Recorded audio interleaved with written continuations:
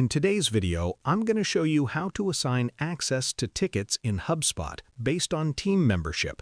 This is a great way to make sure the right people on your team can see and manage the tickets they're responsible for. First, log into your HubSpot account and click on the gear icon to open your settings. This is where you can manage everything related to users and permissions. Next, scroll down and look for the Users and Teams section. Here, you'll see a list of all your team members. Select the users whose ticket access you want to manage and click Edit Permissions. From here, you can decide exactly which tickets they can access. For example, you can assign them to view only tickets for their team, or adjust permissions depending on their role. You can also control whether they can see unassigned tickets by checking or unchecking that option. Once you've set the permissions the way you want, make sure to save your changes. Now, that user will only have access to the tickets you've assigned, keeping your team's workflow organized and secure.